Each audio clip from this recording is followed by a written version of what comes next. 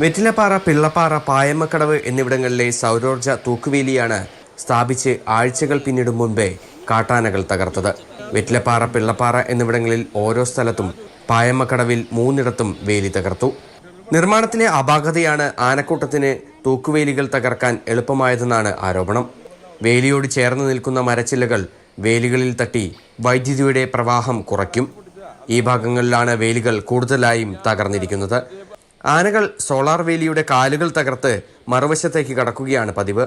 ഈ രീതിയിലുള്ള നിർമ്മാണം അശാസ്ത്രീയമാണെന്ന് വനംവകുപ്പ് പ്ലാന്റേഷൻ അധികൃതരുടെ ശ്രദ്ധയിൽപ്പെടുത്തിയിട്ടും ഗൗനിച്ചില്ലെന്നാണ് നാട്ടുകാരുടെ ആക്ഷേപം.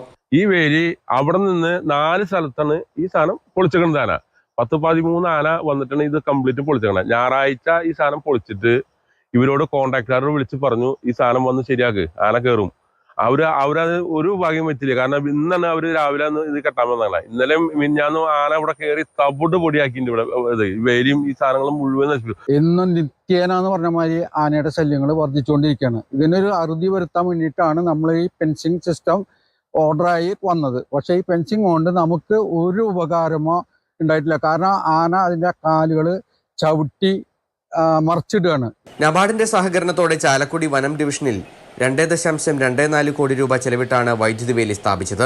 ചാലക്കുടി പുഴയോരത്ത് അതിരപ്പള്ളി, പരിയാരം പഞ്ചായത്തുകളിൽ ഉൾപ്പെടുന്ന വിരിപ്പാറ മുതൽ കണ്ണംകുഴി തോട് വരെയുള്ള 18 കിലോമീറ്റർ ഭാഗത്തും വൈദ്യുതി തൂക്കുവേലി സ്ഥാപിക്കുന്നുണ്ട്. ഇത്തരത്തിലുള്ള നിർമ്മാണമാണെങ്കിൽ അവയെല്ലാം പാഴാകുമെന്നാണ് നാട്ടുകാർ പറയുന്നത്. മാതൃഭൂമി ന്യൂസ്, തൃശൂർ.